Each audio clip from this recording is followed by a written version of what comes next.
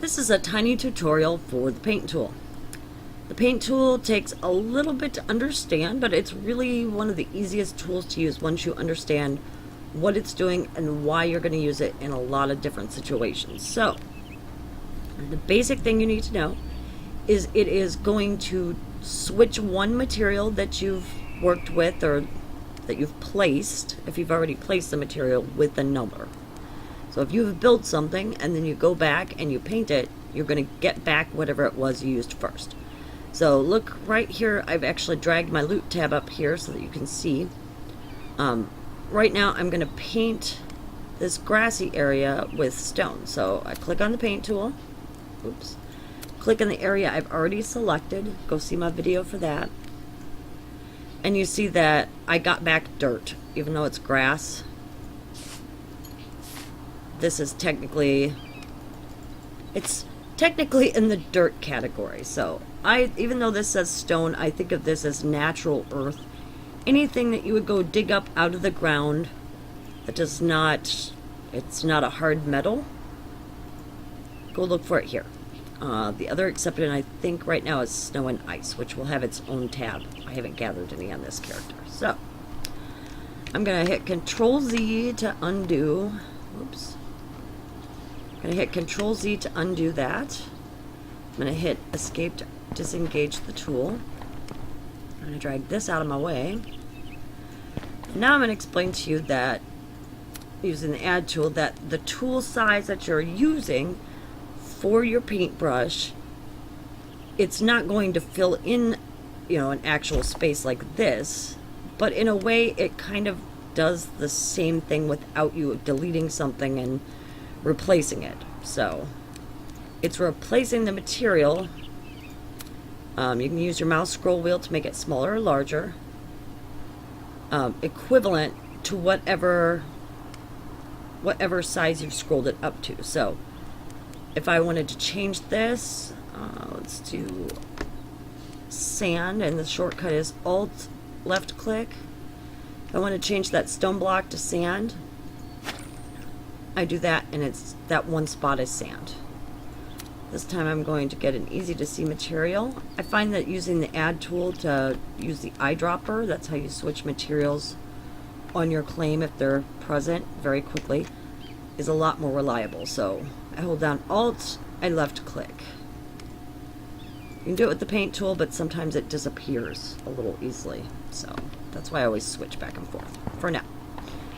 So I've already kind of done it here. I've made this as small as possible, and you can see it's only going to affect the area that deep.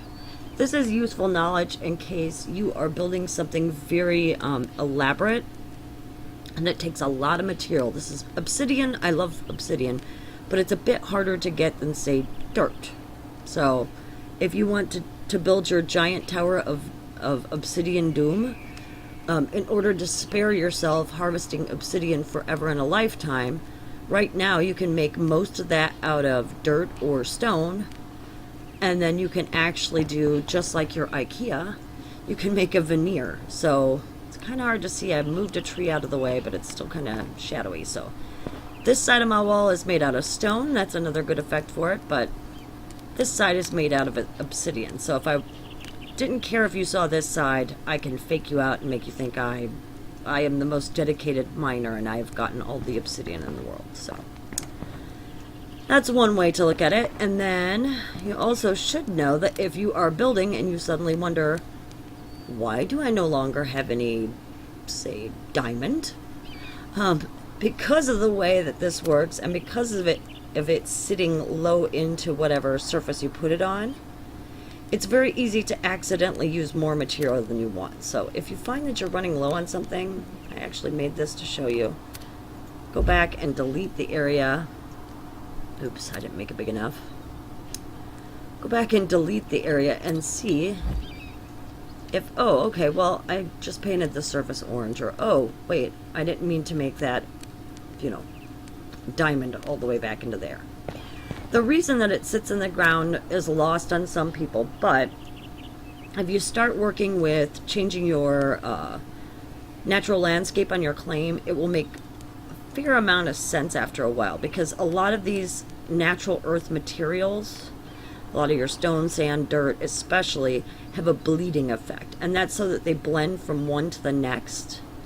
The bleeding can be maddening too sometimes. But in order to get the right sort of blending, sometimes you actually need this to go deeper. If it doesn't, sometimes it gets splotchy and weird and you see patches of one material through the other. I did place this with the intention of showing you. Stucco, great material to build with, terrible material because it bleeds like crazy. So, I think that covers the basics. I'm going to get into slightly more complicated territory without, hopefully without overwhelming anyone new. I have made for you here a very crummy, what's called an inlay. And that just means I used an advanced technique with placing material. I used the smooth tool and the selection tool to change the shape that normally I could place in the world, to change it to this rounded, curved sort of thing, this blobby circle. I didn't do a very good job because I was in a hurry. But that's how you do what's called an inlay. And you'll very often see it used as a tile floor, as wall decoration. Sometimes it looks like a fancy ornate carpet. All right? But the good news is you can easily change out your inlays as long as you stay within, you can kind of see where my mouse is, as long as you stay within the parameters set by this inlay, and provided your inlay is well made. So you can quite literally change it out and it will retain that shape. If you make a boo-boo and get it outside, don't forget your old friend CTRL Z to undo things.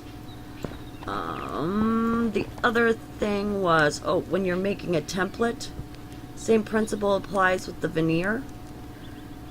That will be a whole nother video, but templates expect you to put down exactly the same materials that you made the template with. So if you made a staircase out of diamond and then you wanted to put down the staircase 50 times in one fabulous build and you don't have enough diamond, you won't be able to put down your staircase. So make things out of dirt and stone, common materials. Use your paintbrush after the fact, after you've put everything where you want it.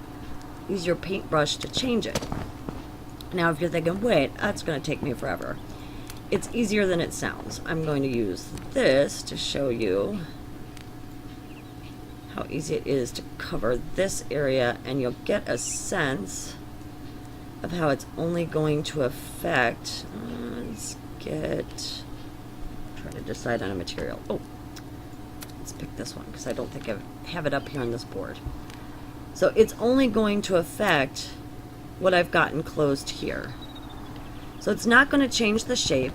You're not going to affect the air. It quite literally, again, trades one for the other. So go ahead and make whatever you're going to make. You can decide to paint, part of your claim because you're fancy with a, oops, I'm out of that. You can decide to paint your claim with a mineral that you have that I don't have. Let's switch it to stone, something I know I do have. Alt left click to switch it. And then the paint tool changes that over. I think that should cover it.